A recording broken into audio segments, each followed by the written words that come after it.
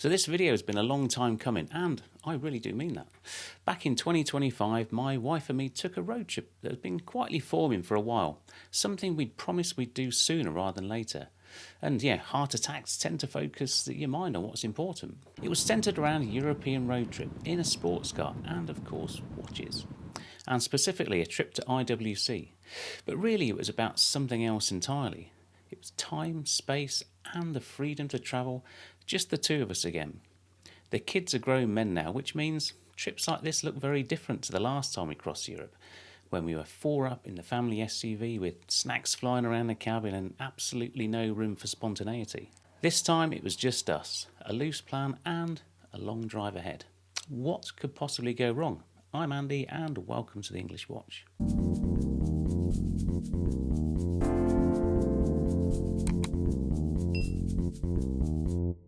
Now the trip technically started the day before we left the UK.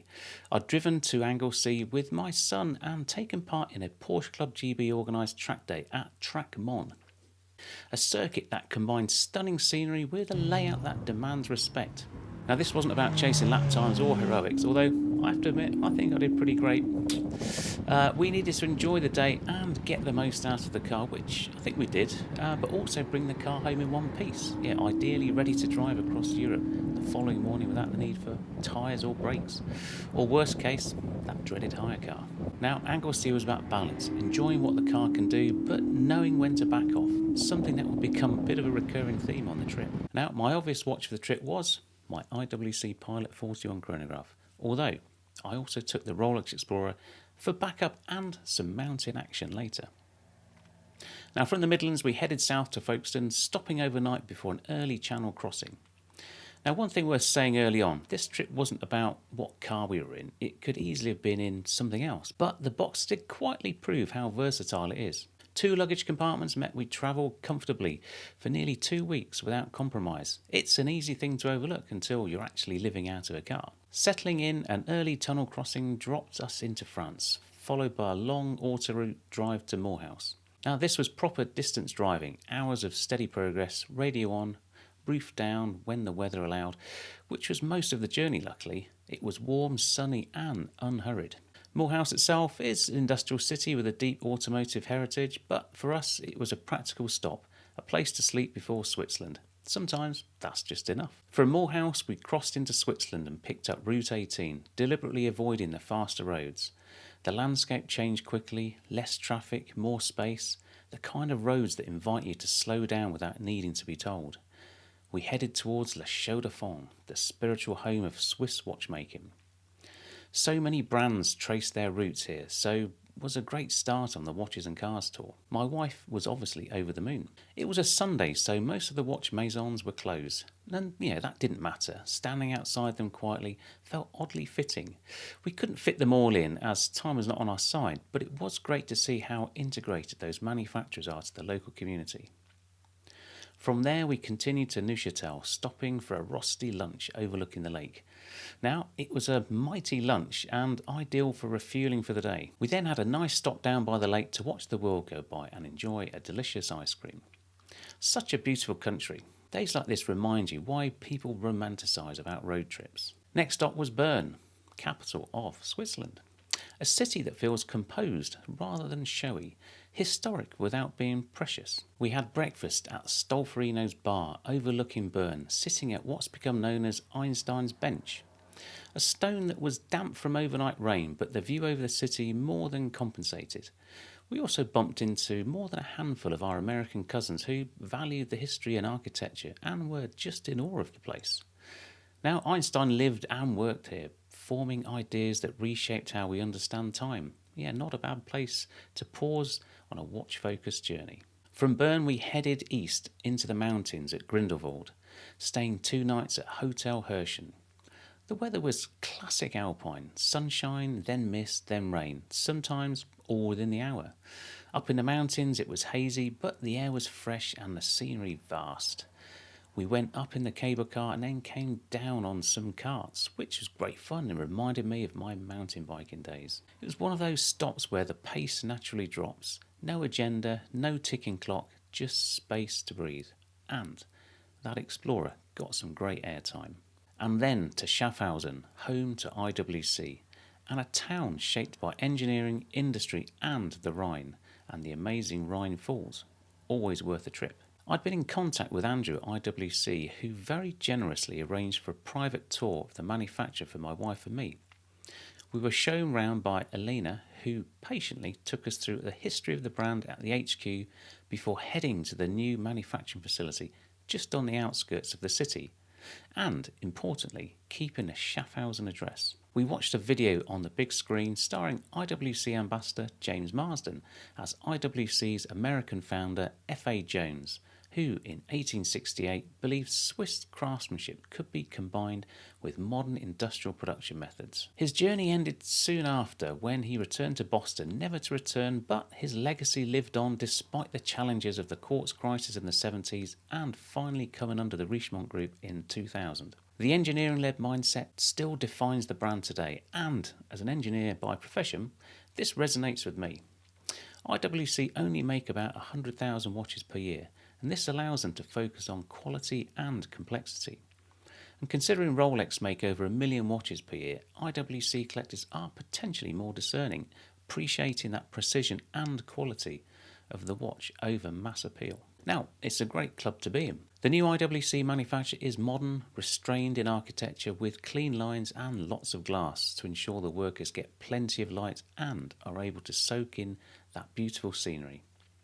It feels purposeful rather than theatrical, a place designed to do serious work and designed by IWC CEO Chris Granger, an architect by profession. Now, this facility opened in 2018 and consolidates the production of cases, movement parts and some of the high-run movements under one roof.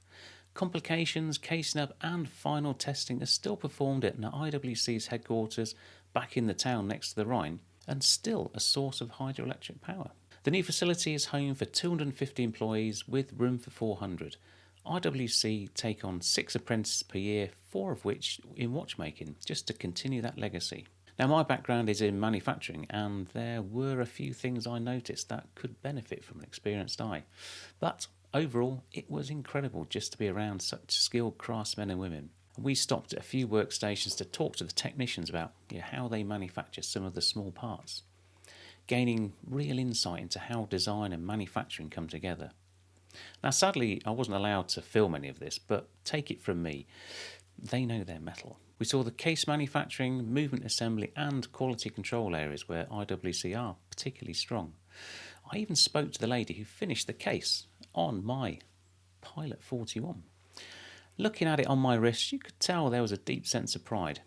And there's a calm confidence to the place. Now, I had the chance to try some watchmaking myself, attempting to mount rubies onto a test plate. A humbling experience that immediately builds respect for the patience and skill involved.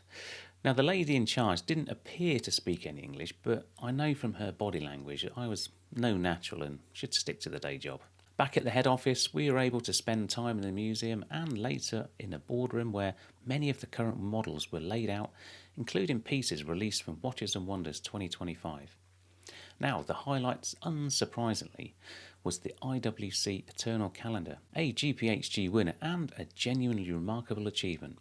A mechanically programmed perpetual calendar, in fact eternal calendar, designed to account for calendar corrections every 400 years. It's a beast on the wrist, but encapsulates all the excellence of IWC in a single watch. And I guess that's the point.